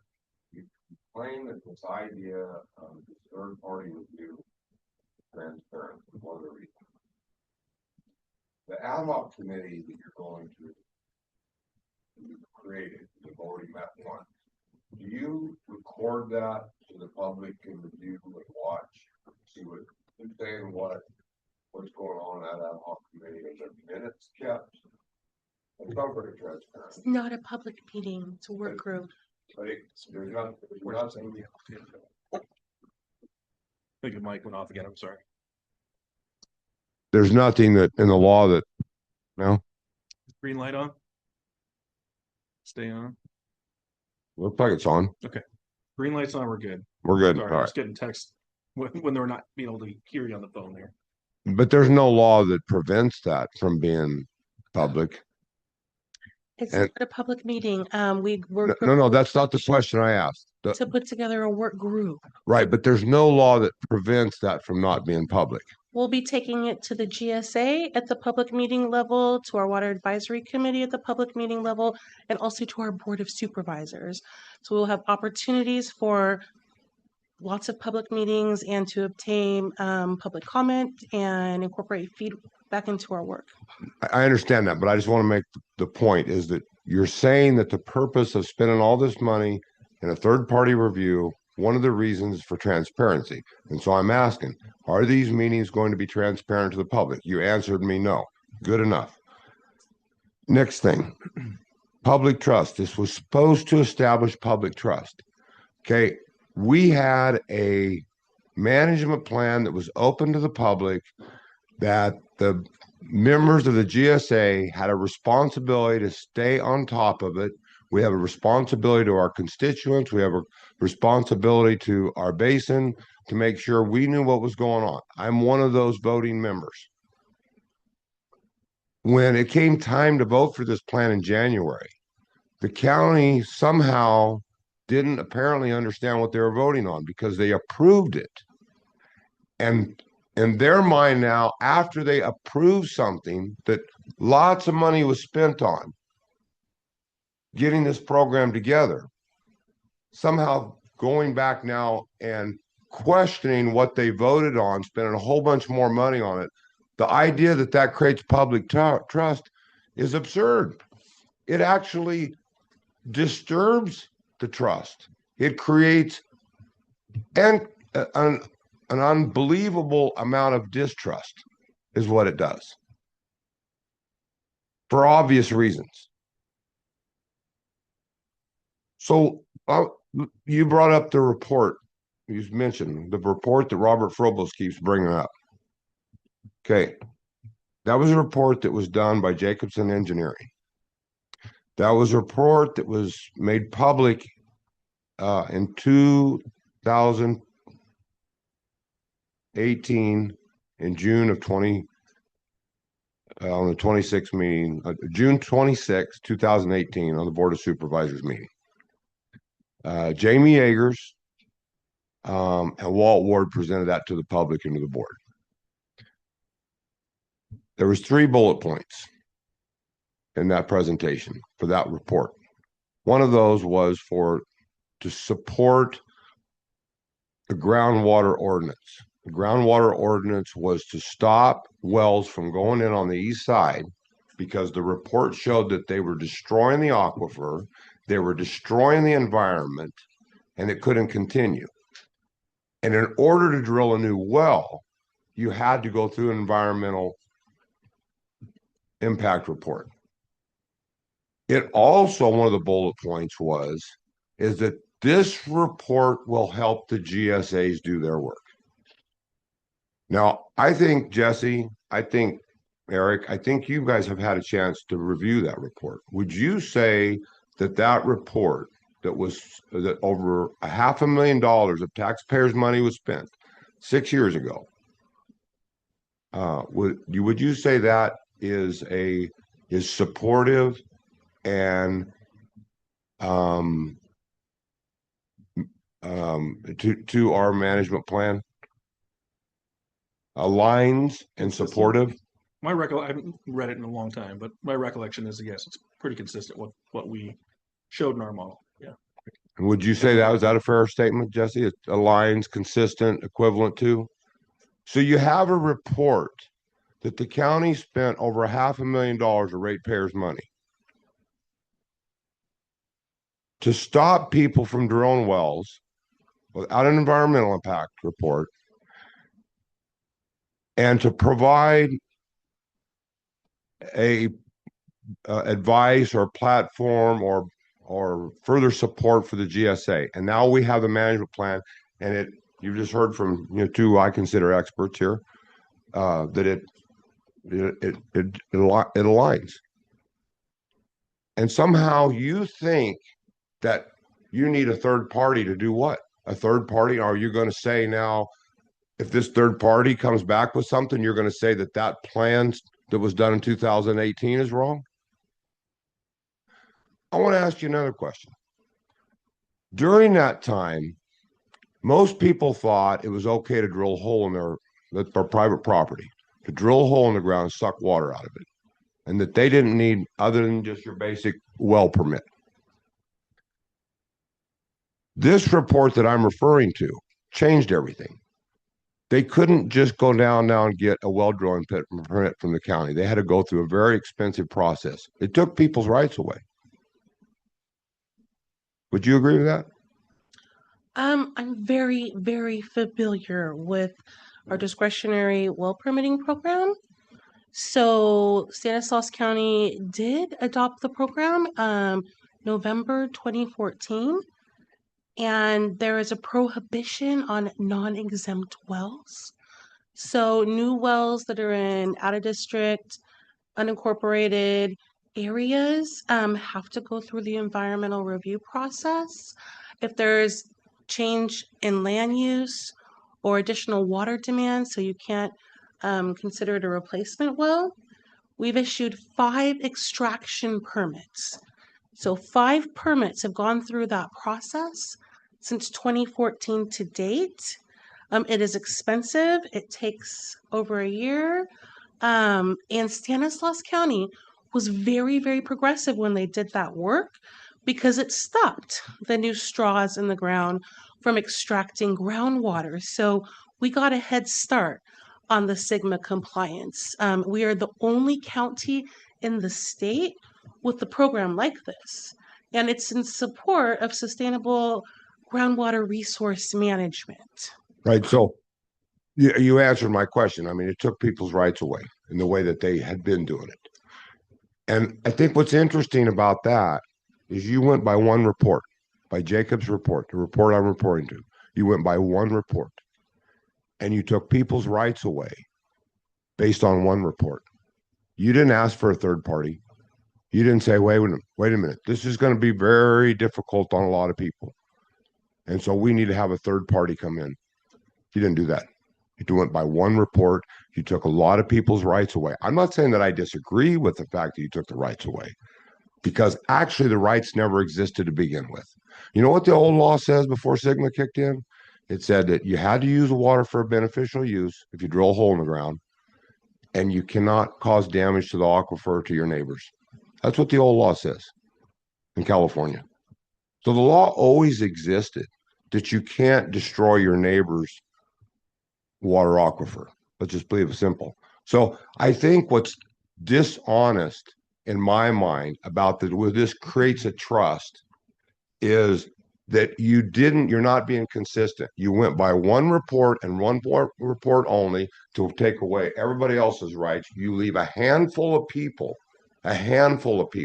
on the east side that there's plenty of records that they're destroying the aquifer and destroying the environment based on your report. Now we have 2 reports. We have that report that 2 experts in the room Wrap it just up said. if you don't mind. That was your 5 minutes, but I'll let you finish your thought there. Let me just wrap it up then. Plus the report that Todd Groundwater and Woodward and Corrin did. Those are 2 separate companies. So you could actually look at those as 2 reports. Our water management is like, our management plan is like 2 reports. So I'm very disappointed in what's going on here. And when we talk about pain, they might feel some pain over on the east side. All the people's wells that have went dry in this county, that have been without water for days, weeks, and months at a time at their homes, at their houses, that was no fault of their own. Those are the people that have suffered, That was nice, not the people that are on the east side. Thank you. Sorry for taking up so much time. It's all right. Appreciate it.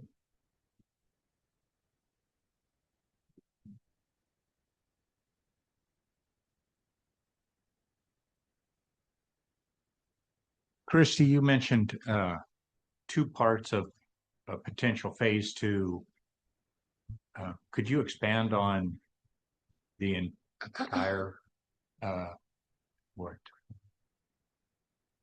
breadth of phase 2, and is there a phase 3 that would also be you'd be able to describe? Well, I mean, this work is not going away. So the focus of our scope for phase 2 when we sent out our request was to really build on the foundational policies that we'll be building during phase 1. So we'll be able to take like a closer look at how to account for credits for surface water use or recharge projects, build our demand reduction portfolio, so those supplemental programs to help us plan and organize and coordinate on how to meet our demand reduction targets. So incentivize land fallowing program, multi-benefit land repurposing program, and then being able to focus and strategize on seeing how we can advance our projects in the GSP, in addition to the work identifying that funding mechanism. So that's what it is. We can't do everything by the end of this year. So, I mean, we only have a couple months. So what we need in order to make this happen and actually have a plan that we can implement successfully, we're going to need those additional things for the next fiscal year. And then we'll have to see where we are. The East Turlock Subbasin GSA has been at this for a really long time. And we still have a GSA, we still have a board, we have a technical advisory committee, and we're still doing a lot of work in order to meet our demand reduction targets. And that's going to continue until 2042 for this subbasin. And then the state will probably have other things for us to do. So this isn't going to go away. But like I was saying earlier, it's our goal to identify a funding mechanism as soon as possible, an equitable funding mechanism to fund this work.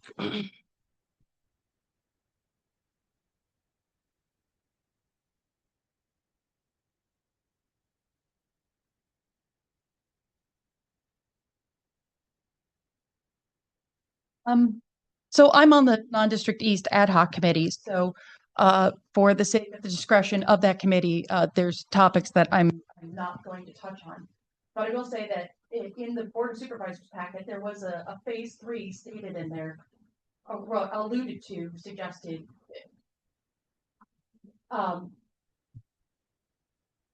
Also, this cost now being in 2 phases. The first phase is $500,000. You said the second phase is likely to be the same cost, which means, and originally you anticipated this being at or around $200,000 to keep it from having to be like a full RFP approved by the board kind of thing. How do we? The microphone right there. I think it just turned off on you. It just turned off. Yeah, I think that mic's bad. So, how do we? Thank you. What is the contingency plan for any potential additional costs? For example, there is no plan if there is a conflict between the existing reports and this third-party report. What is the conflict resolution for those differences?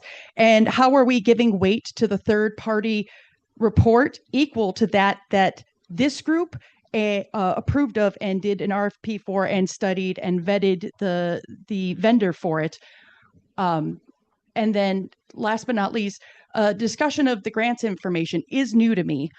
I wasn't aware that how that was going to be approached. I guess I'm just looking forward to seeing how that process unfolds. So we have not had discussions as to how to resolve any disputes between the third-party review. We are hopeful that this is going to build consensus and not division or delay.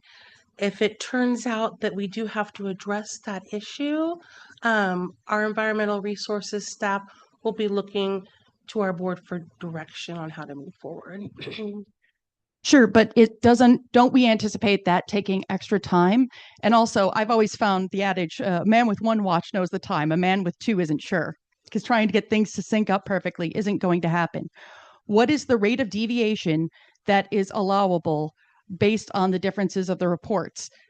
What percentage of difference are you going to have to see to call it a disparity?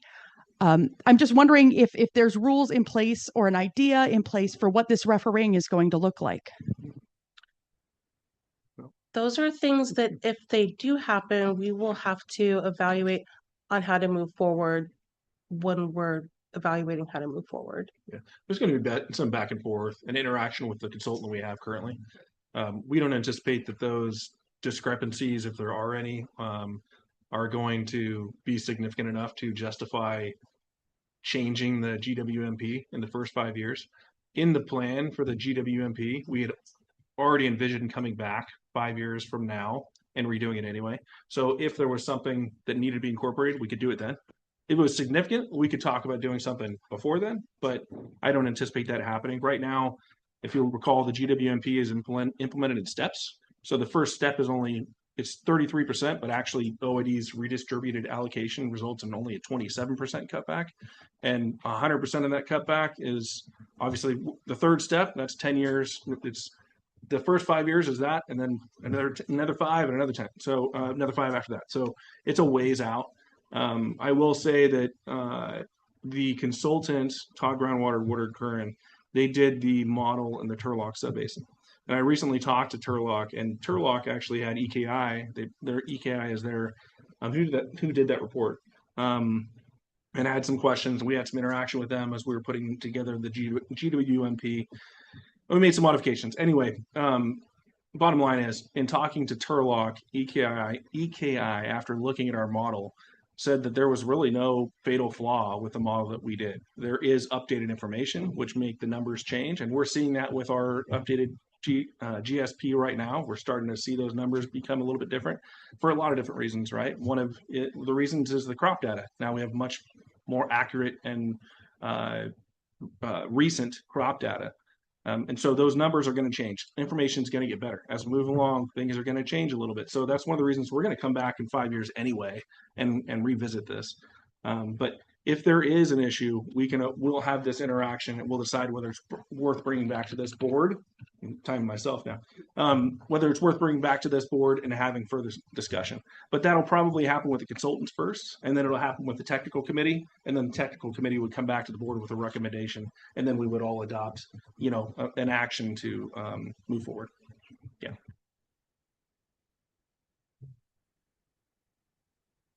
Anyone else? No one in the room.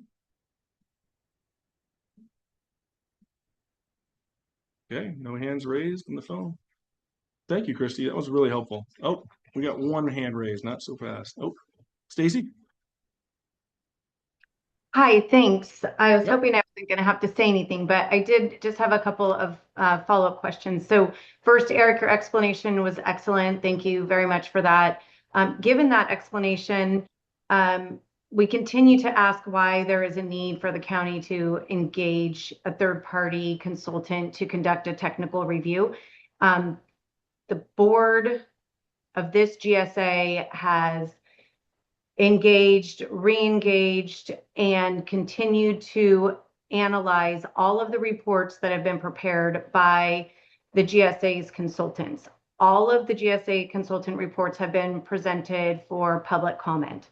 All of the consultants' reports have been approved, including the groundwater use management program, and they were all approved unanimously. So to say that there's a need for additional review to build public trust or to verify the information that is in the GSA's reports and in the programs that have been unanimously approved by every single member of the GSA, including the county, is frankly absurd. It is a complete and utter waste of money. It is a complete and utter waste of time. And it's very unclear why the county is pushing this so hard, at least based on the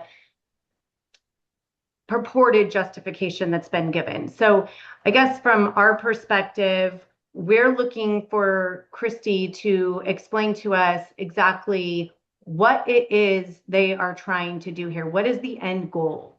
Is the end goal to try to convince this GSP to change the groundwater use management plan, whether now or in the future? And if that isn't the goal, then we would like to know what that is.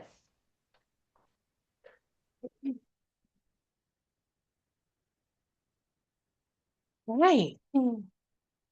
So I'll try to provide a summary of our board's discussion from our August fourth meeting, the county has a legal responsibility to make sure the decisions are not only fair, but technically sound, transparent, and defensible. This independent review will help restore public confidence, trust by reducing uncertainty, and achieve landowner buy-in and cooperation. These decisions deserve the highest level of technical scrutiny because they'll directly affect local landowners, businesses, the community, and the economy for decades to come. If we make this investment today, it can now help avoid much larger costs tomorrow. These would be litigation, enforcement costs, inability to reach GSP sustainability goals, and potentially the loss of local control. These costs would be much more than the cost to complete the third-party review in order to develop a viable plan to prevent any additional costs that would be associated with course correction. So thanks for your prepared speech. I think it's important to be very clear and transparent with the public about what has already happened.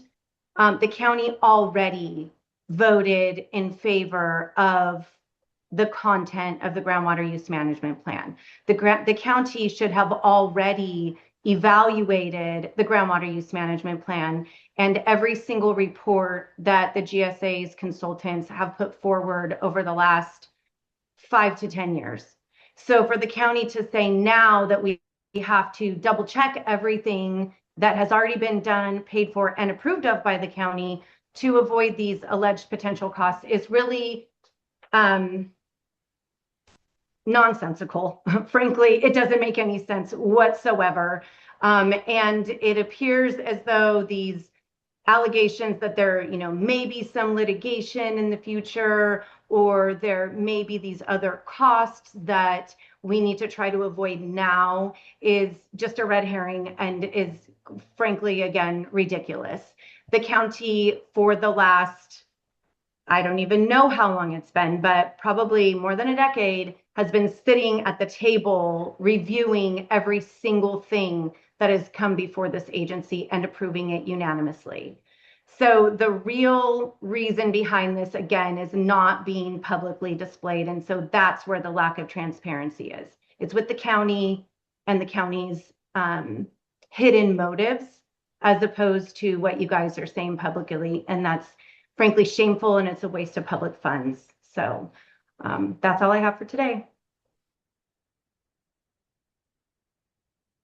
All right. We have one more hand raised. Louis?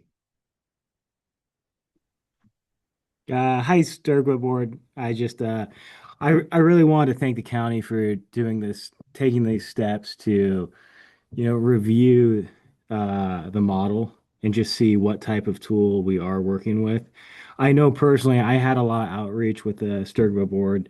Dom has stated how there are known data gaps in the GWMP, and Eric has emailed me, I think, a couple days before, knowing of the data gap that Dom had spoken of.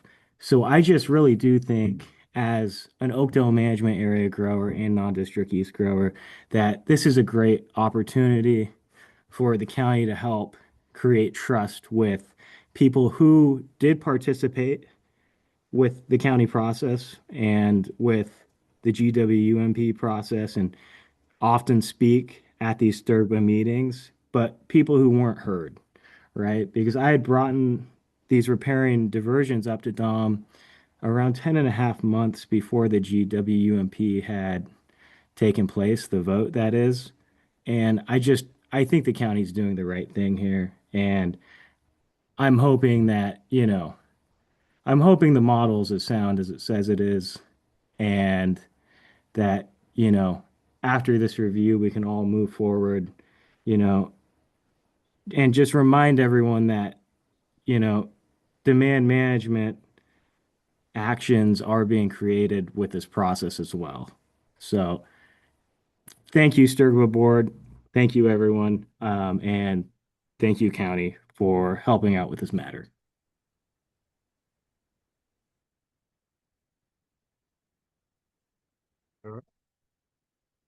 Anyone else? Okay. Thanks, Christy. Thanks for all the comments from the public. Appreciate that. Forward to hearing more and hopefully progress is continuing to be made. Thank you.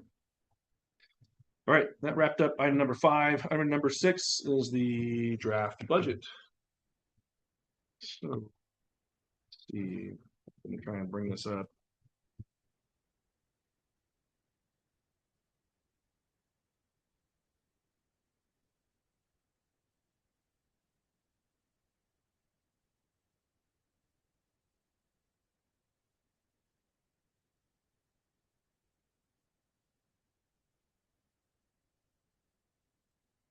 Let's see here.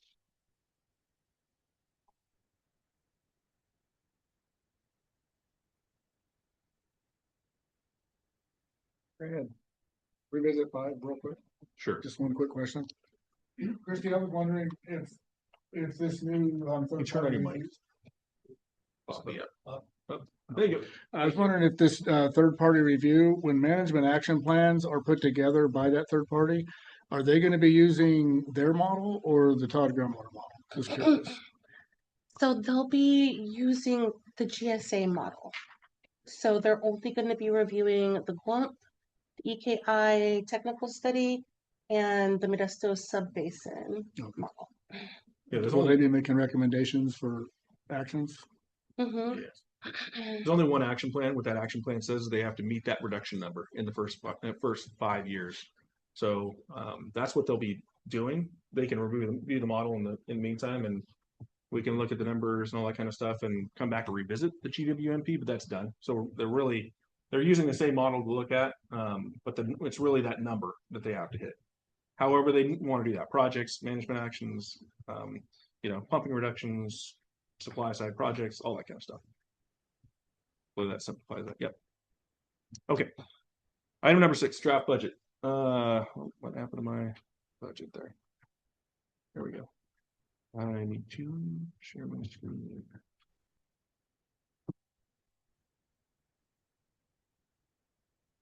Okay, so hopefully the public can see that now. This is in the agenda packet too, but I figured I'd pull it up while we're talking about it. So TAC planning group, we have discussed this, and so we're coming in here. This is the 2026 budget. This is separated into 2 different categories here. So we have our MID account, which are our operating expenses generally, and then at the bottom we have that separate account with the city of Modesto, and that covers the GSP update and then also the annual reports. So that's the contract with Todd Groundwater and Woodard and Curran. And I think that's actually with Todd Groundwater. Woodard and Curran is a sub. So the second page of this, it's not there. I think it's actually the page before it. This is the breakdown of the contract that City Modesto has with Todd Groundwater. So this number here, the annual payment per member agency, this $75,765. That is the combination of the annual report costs and then the GSP costs. The GSP was split up into 2 years, and so this is the second year. So this budget year in 2027 will be the $75,765. Going back down here, $75,764.78. So those are the same numbers. That's a rounded 765 number at the end. So this is what these are the invoices that are going to be going out from City Modesto in 2027. This is what we paid in 2026. You'll see that Stanislaus County has double that because this portion is what we share with Tuolumne County, the Tuolumne County GSA.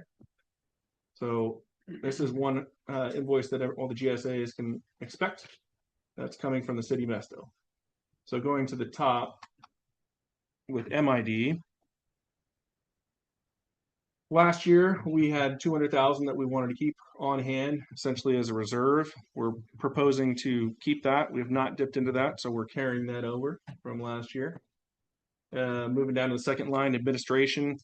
We haven't been billed yet from MID's time, but we will be having some administrative costs from MID. on that. So we put 3,500 as placeholder. May not get up to that point, but it's for projections for the rest of the year to spend. Next year, continue to allocate 5,000. So that'll remain unchanged. Whatever's not spent will be carried over kept in our account and carried over. Grant preparation. So this $25,000 is grant preparation for the, if in case an opportunity arises for the GSA specific projects. So the non-district east projects, that grant preparation would be funded by the non-district east of the county, similar to what was done with OID's grant preparation. We paid for the grant to be prepared, but we came back and we wanted the support of all the member agencies. So that 25,000 is something that there might be some prop funding. Actually heard in the Eastern San Joaquin meeting earlier today. There might be some technical support that's provided, so we could do something with GDE confirmation field work, or maybe some monitoring wells if that opportunity arose. But we're proposing to roll that $25,000 over into 2027 since we didn't use it in 2026. Insurance, we have insurance for the GSA. The actual cost here in 2026 was $1,134, almost $1,135. We budgeted $1,500. It's been increasing slightly, but not significantly. So we're proposing to keep that at $1,500 again this year. Legal, as we talked about a little bit earlier, was mentioned earlier, we haven't had any legal fees to date. We don't have any ongoing or current lawsuits against the GSA. Will that occur? It's still to be seen, but we are proposing to keep $30,000 in there in case something does occur that needs some substantial or more significant time than what has been allocated in kind by MID and OID to date. And really that time has been used to address public records requests. I'll note that I've got about 7 of those public records requests right now that I'm dealing with in the last couple of weeks. So those are getting more significant. If and when the GSA is sued, we had talked about the potential for legal concerns and how we would react to that back in either December or January. I think it might have been December. And I had kind of outlined the approach that seems to be working well in the Eastern San Joaquin Basin. So we've got 16 GSAs there. There's 16 different perspectives, 16 different situations. We formed an attorneys group. Everybody has an opportunity to bring their attorney in. Those attorneys meet. Depending on what the situation is, one attorney would lead the effort. That's kind of what we envision doing, at least to start off. If there's something that's really specialized, we need to hire somebody independently for the GSA to specifically represent us, we could do that. But that $30,000 is for if and when that happens. That's what's proposed. Nothing has been spent to date, and nothing was spent in 2026 at all or prior. Moving down to monitoring wells. So we had set aside $350,000. At that time, we had envisioned monitoring wells costing about $30,000 a piece. So that was about 10 monitoring wells with some oversight from a consultant to write up the proposals and then also help with working through the project. Those costs have significantly increased. We believe that it's probably going to be closer to $40,000 to $50,000 a well. We've got $50,000 in 2026 projected. We recently got a proposal from Todd Groundwater to help us with that effort and writing that proposal to start getting RFP, RFQ type of proposals out. We may or may not end up spending that $50,000 when we do get a contract in place. Before we do, it'll come to the GSA and we'll discuss that and formally approve it. But there's potential for us to spend around $50,000 to start getting that document together to ultimately move forward with getting some monitoring wells in place. So we'll have further discussions. That's something we committed to doing in our GSP. So we would encourage everybody to support that so that we can move forward as indicated DWR in our previous GSP. Public outreach. We spent $1,600 to date. I've got a projection of $2,500 We're likely going to have some public outreach efforts associated with the GSP. And we're putting in 5,000 for continuation of that in future years. Website updates, we went through an overhaul 2 years ago, I guess now. And then we've got an ongoing fees of about $1,230. So there's a little bit of room in there for some more work to be done. And then we are proposing to keep that some money in the budget in case we need to continue to do some modifications. As needed consultant support, that was $75,000 last year. We think we're going to spend about $20,000 this year. That is mainly associated with those public records requests. Whenever we get requests for documents that, you know, or model files, then we've got some consultant time associated with that. We anticipate that's going to continue moving forward. We also potentially may want to have our consultant provide some presentations to our boards as we get this GSP drafted, and just keeping our boards and councils updated. Might be nice to have our consultant help with that. So we're proposing to have $50,000 set aside for that effort in 2027. Management actions and well mitigation consultant. We actually had one claim already that was rejected. We've got 3 more that, and all of those are retroactive claims or applications. One of those 3 recent was not in this basin, so that will also be rejected. We've got 2 more that are outstanding. We'll be coming back after that has been reviewed by our committee. So I've got some actuals to date that are really affiliated with the management actions, but with well mitigation, and I'm sorry, that's the $50,000 below that well mitigation plan implementation. That $50,000 is what I'm allocating towards potential well mitigation for retroactive claims this year. So we're proposing to have $300,000 set aside for that, to keep that at the $300,000 mark that we committed to in our plan. So sorry, moving back to the previous item, management actions, well mitigation support. There may be some modeling support, Public Records Act requests, those sorts of things that go along with that management actions and well mitigation. So that consultant time, we're setting aside some money for that. So all that say that adds up to the total proposed budget of 1.17 in 2027. However, we budgeted 1.1 in 2026, and we're projecting to only spend 164,634 or 635 of that in 2026. So a lot of that's going to carry right into 2027. Moving down into the operating revenue, this 88,888, that has yet to be invoiced. So expect an invoice from MID here for this past year's revenues.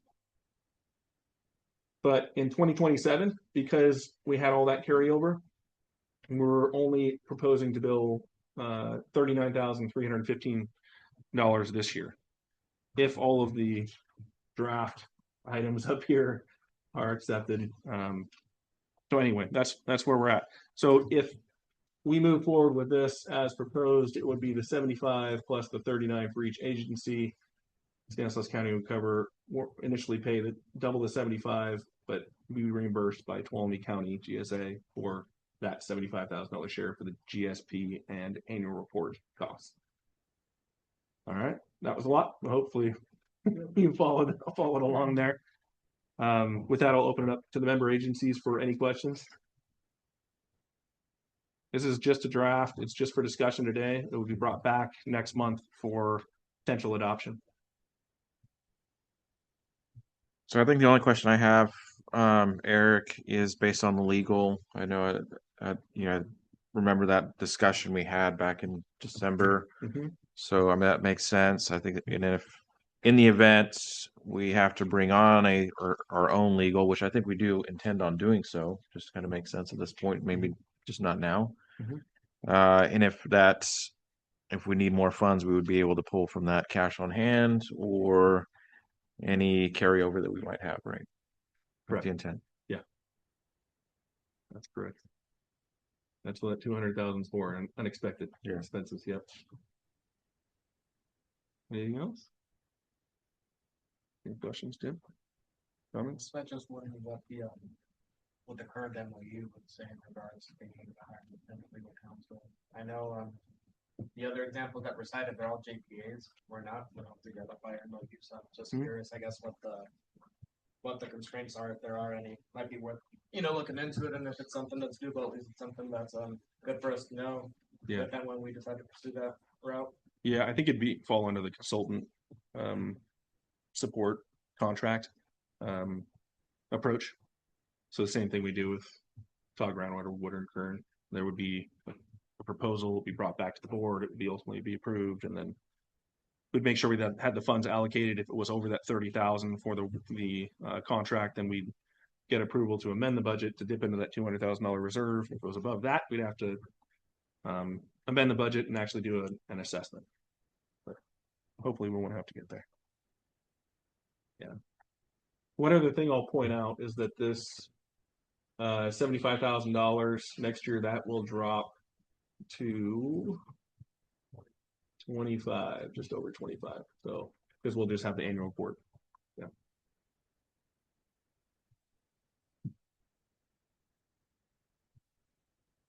Okay, any other comments from member agencies before we open it up to the public? Okay, public comment here in the room.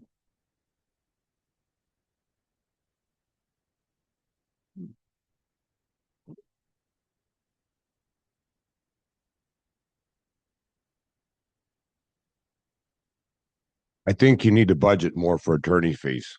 I think it was mentioned before I got here, or maybe in public comment, but now that we're talking about the budget, I want to raise it again. Again, I think what Stacy Henderson pointed out about the flaw and what the county's doing, it shows nothing but inconsistencies from their previous actions. Have I pointed out how they dealt with the restrictions on putting in new wells? It's total inconsistent here. So that doesn't create trust. That opens things wide open for lawsuits. I think we need to gear up. And so I would encourage you, 30,000 is not going to go very far, unfortunately. So I would encourage you. I'm going to leave it right there.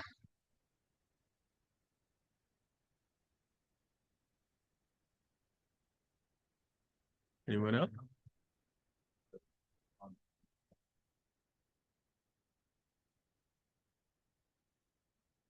On item 5.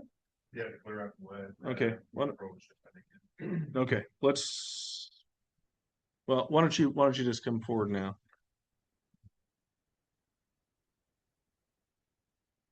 Give us just a second. Why don't you be there when you say it? Are there any other public comments on the budget?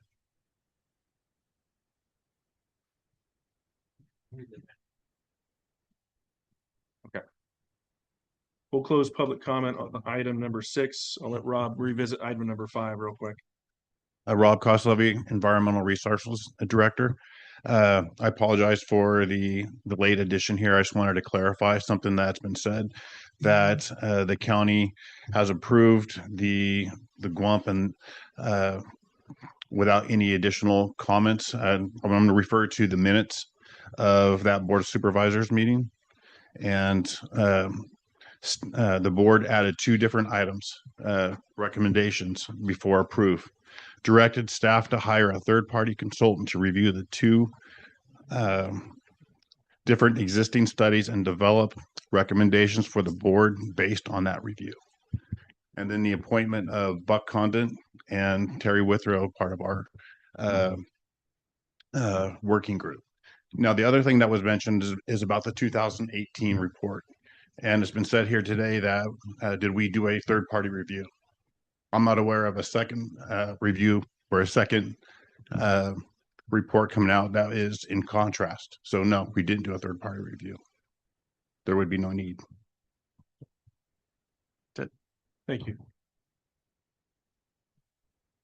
Probably should have done that under committee comments, but that's all right. I'll match up. Okay, so I closed public comment on the budget. Are there any other committee comments on the budget? Okay, so we're going to move forward with we're going to close out number 6, the discussion, and we're going to move it on to number 7, next meeting. So our next meeting is going to be on September 9th at 1:30, offered by Zoom, also in person here. Additionally, anticipate that we're going to have a second special meeting in September. I sent everybody an email here just to kind of put it on your calendars and put it on your radar. We need to keep moving forward with the GSP update.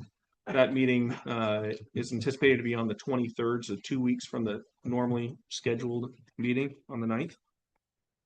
We will plan on discussing a date for the November meeting as well, to cancel the regular November meeting because it's on the Veterans Day holiday. And we'll see, probably have to reschedule that unless we want to push it to December, but we'll see how things are going. We can play it by ear a little bit in the meantime, but we will deal with that in the future. Any questions or comments in the next meeting or meetings from the member agencies? Okay. Anyone from the public? Next meeting dates? Okay. Item number 8, committee comments and reports. So we heard one from the county. Do you have anything else to add to that, Christy? Okay. Okay. Anyone else, Tim? I guess just a minor clarification. So kind of based on all the discussion that's already been had. So it sounds like if no major discrepancies are found through your independent review, then at least as currently approved, the WUMP will be followed until it's time to revise and review, and any minor revisions or comments that you guys would have would be incorporated then.